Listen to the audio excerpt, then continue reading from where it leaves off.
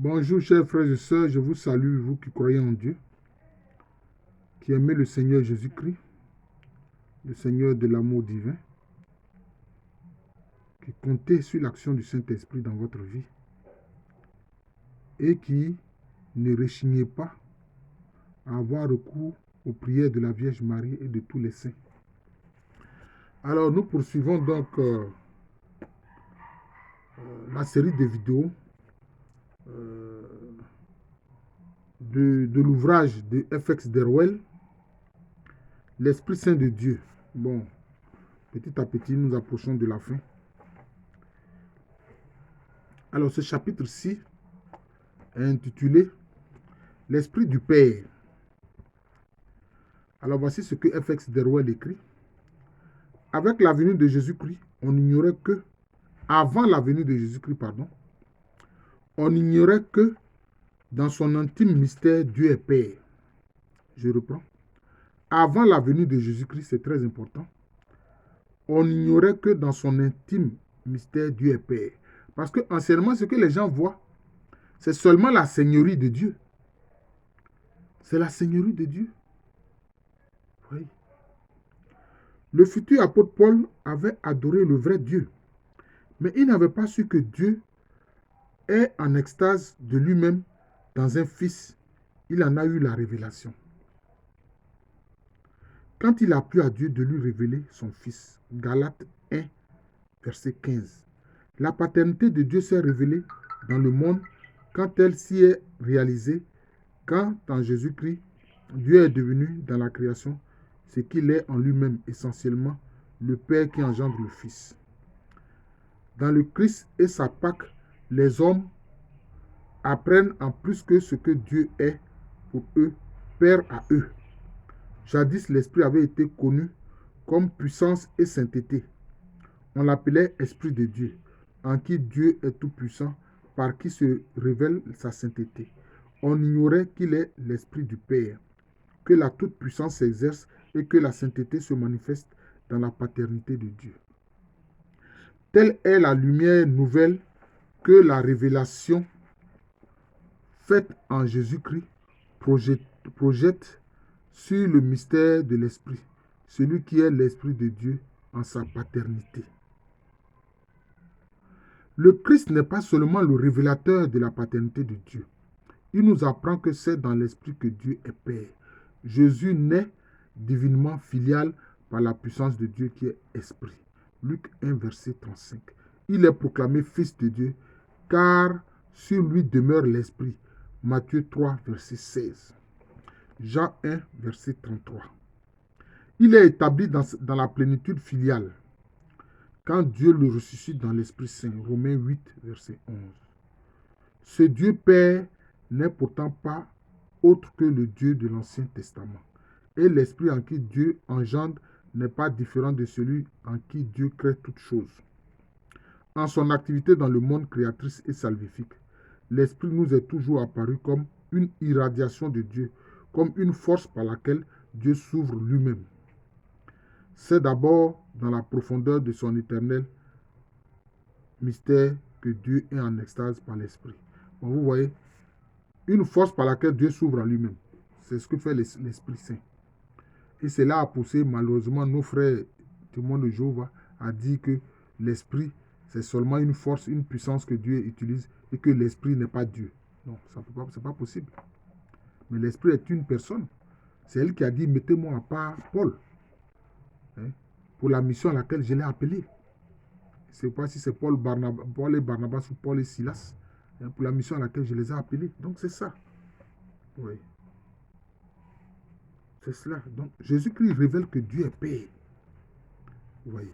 À partir de ce moment-là, ça crée une relation particulière entre toi et Dieu, à travers la personne de Jésus-Christ, qui est sa parole éternelle. L'amour dont les hommes font l'expérience fournit une image du rôle joué par l'Esprit Saint. Celui qui aime est porté vers l'autre, il s'ouvre et sort de lui-même pour se donner et dans l'oubli de soi, devient davantage lui-même. Dans l'Esprit, Dieu se quitte et se porte vers le Fils et devient lui-même ce qu'il est, le Père. De plus, l'amour fait exister l'autre dans l'amour. Dieu de même engendre dans l'amour le Fils éternel. L'homme qui aime désire que l'autre soit. Il le désire au point de vouloir être pour l'autre et en lui. C'est ainsi que dans l'esprit, Dieu est pour son Fils. Il est en lui essentiellement Père dans l'engendrement du Fils. Le mystère trinitaire déborde en œuvre de création. Dieu crée en étant géniteur de l'unique dans l'Esprit Saint. L'éternelle génération du Fils se répercute sous forme de création. Toute l'activité de Dieu dans le monde est paternelle, polarisée par le Fils dont il fait en Jésus-Christ, le premier-né de toute créature. Colossiens 1, verset 15. L'Esprit qui plane de toute créature par rapport à son humanité. Mais sinon, Jésus-Christ, il est à la fois homme et Dieu. C'est par rapport à son humanité qu'on dit ça. Il faut comprendre ça. L'esprit qui plane sur la création est celui du Père qui prononce sur Jésus-Christ. Tu es mon fils, je t'engendre aujourd'hui. Voilà. Est-ce qu'un fils n'est pas de même nature que son Père? Si, bien sûr. Sauf que Jésus-Christ, lui, il a un corps parce qu'il s'est fait homme. Voilà. La création est une œuvre trinitaire réalisée de concert par le Père, le Fils et l'Esprit, à laquelle chacun participe selon sa nature. Le Père en tant qu'il engendre, le Fils en tant qu'il reçoit tout du Père et reporte tout au Père. L'Esprit comme étant celui en qui le Père engendre, en qui le Fils est engendré et rapporte tout au Père. Dieu donne un visage humain à son Fils en Jésus par une action à la fois génératrice et créatrice. Les mondes, il les crée dans cette paternité à l'égard du Christ. Le Christ est le premier-né de toute créature, je l'ai déjà expliqué. En lui ont été créées toutes choses, et il est lui avant tout, et toutes choses subsistent en lui. Car il a plu à Dieu de faire habiter en lui toute la plénitude. Colossiens 1, verset 15 à 19. La création non seulement culmine dans le Christ de gloire et dans sa plénitude filiale, mais elle a encore une origine en lui. C'est pourquoi elle est bonne et filiale, étant créée par le Père en sa paternité. Dans l'amour pour le Fils, dans le Christ qui habite la Trinité, elle est intérieure à Dieu, à son sommet et à sa racine. Elle plonge dans l'engendrement éternel du Christ dont il est dit « Aujourd'hui je t'engendre ». Acte 13, verset 33. Selon l'enseignement constant des écrits néo-testamentaires, l'Esprit est la tierce personne dans l'ordre trinitaire, ordre que la théologie n'a pas le droit d'inverser. Bien qu'il soit comme le fond du mystère divin, la synthèse de ses attributs de puissance, de sainteté, il ne dévance ni le Père ni le Fils. Il est l'Esprit de l'un et de l'autre. Et aucune personne n'émane de lui. Sa personnalité se définit entièrement par son rapport avec le Père et avec le Fils. L'Écriture se sert d'un mot précis pour caractériser la relation de l'Esprit avec le Père. L'Esprit de vérité qui procède du Père. Jean 15, verset 26. L'Esprit de vérité qui procède du Père. Jean 15, verset 26. C'est sur ça que les chrétiens orthodoxes se sont arrêtés. Voilà. Et les chrétiens d'Occident ont parlé du filioque, c'est-à-dire l'esprit qui procède du Père et du Fils. Sur ce point, à ce moment-là, ils se sont fait des palabres. Cela ne valait pas la peine. C'était simplement des enjeux de pouvoir. Ce terme signifie que l'esprit a sa source dans le Père et il insinue qu'il n'en émane pas par naissance. Jamais, en effet, l'esprit ne se présente comme l'engendré du Père, comme le Fils, lui, le Fils sur qui se portent les complaisances paternelles. Il est la force du Père, il est son vouloir, il est jaillissement de vie.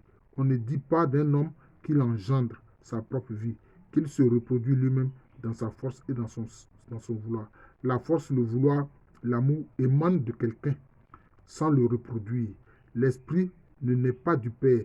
Son rapport avec le Père est différent de celui du Fils. Il procède du Père. Voilà. Bon, il a mis en note infrapaginale, peut-être que je vais lire ça. Depuis saint Augustin et à la suite de saint Thomas d'Aquin, la théologie d'Occident a cherché dans la psychologie une certaine illustration du mystère trinitaire. Par son intelligence, l'homme engendre une pensée, s'exprime en des paroles, un peu l'image du Père qui engendre la sagesse, le Verbe. C'est comme ça que j'ai expliqué la Sainte Trinité. Vous pouvez voir ma vidéo là. C'est la deuxième vidéo de cette série là. Je vais dire sur ma chaîne YouTube, Jean de l'amour de Jésus, où j'explique ce que c'est que la Sainte Trinité. Par la volonté, il n'engendre rien. Il se porte vers le bien dans lequel il se complaît. Dans cette volonté se reflète le mystère de l'Esprit. Voilà. Cependant, très intime est son rapport avec la divine filiation. Il procède dans l'engendrement du Fils. Il est l'Esprit du Père en sa paternité. Toute l'activité du Père est d'engendrer le Fils. Et bien que Dieu n'engendre pas l'Esprit, c'est néanmoins par sa paternité qu'il est la source de l'Esprit. Dans l'histoire humaine du Fils, c'est-à-dire dans le Christ, l'Esprit et le Fils sont inséparables, en une union évidente et permanente. Toute l'action de l'Esprit se concentre sur le Fils qu'il fait naître dans le monde, qu'il rend pleinement filial à travers sa vie, sa mort et sa résurrection.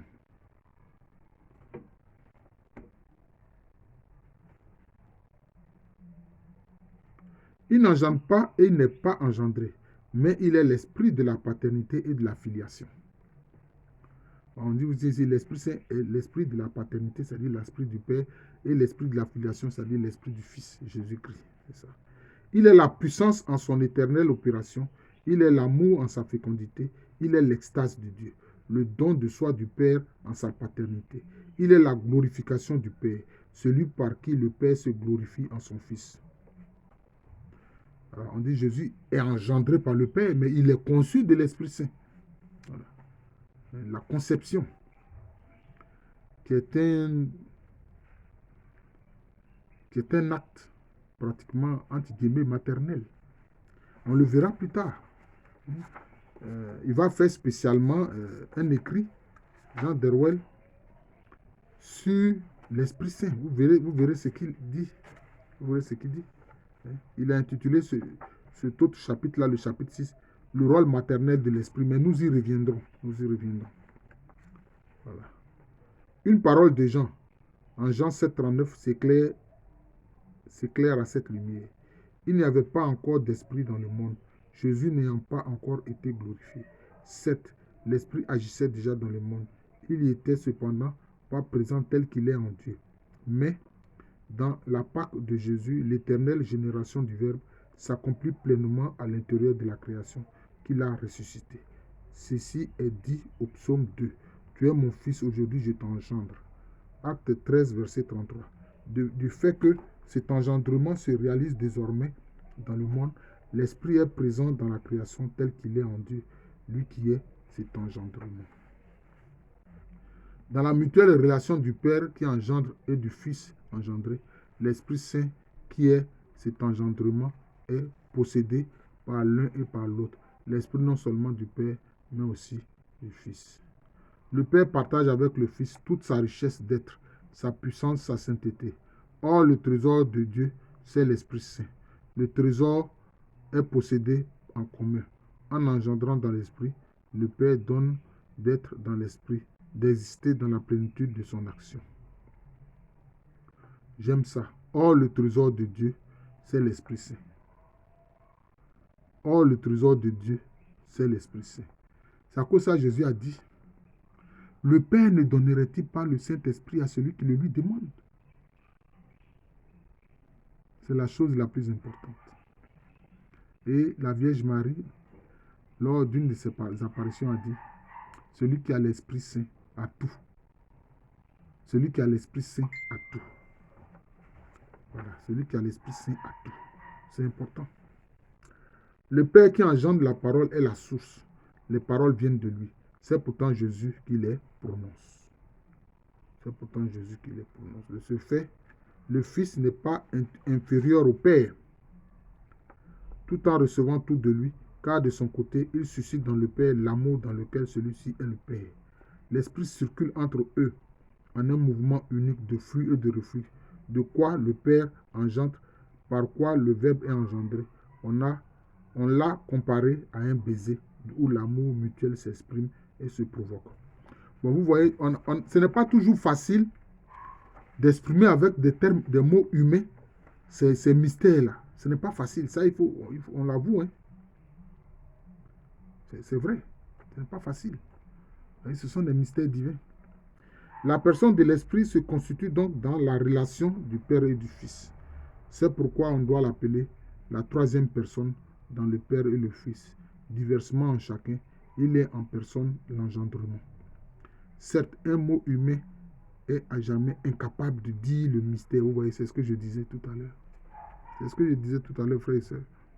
Mais en reconnaissant dans l'Esprit l'éternel engendrement, tel qu'il est dans le Père et dans le Fils, on a dit une parole essentielle sur la personne de l'Esprit. Une remarque s'impose. Lorsque l'Écriture dit que l'Esprit procède du Père et qu'il est envoyé dans le Christ, on ne se le représentera pas quittant le Père et quittant le Fils. Non. L'amour ne s'absente pas du cœur qui aime. Tout en rendant l'homme extatique, l'amour le fait descendre en lui-même à une profondeur jusqu'alors inconnue. L'Esprit procède du Père et du Fils, là même où se réalise la paternité et la filiation, en restant l'intime profondeur où le mouvement trinitaire est à son début et à son terme, c'est-à-dire dans le Père et dans le Fils. Alors, je m'arrête là. Je vous remercie. C'était la suite de la série de l'ouvrage de FX de Rouen, l'Esprit Saint de Dieu. Voilà, l'Esprit Saint de Dieu. Je vous remercie. Je suis le frère Jean de l'amour de Jésus, c'est mon nom spirituel.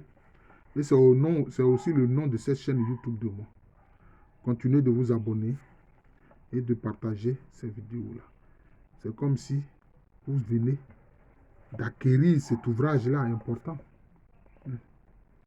L'Esprit Saint de Dieu, FX de Rouen. Voilà. C'est comme si vous êtes en train de le lire.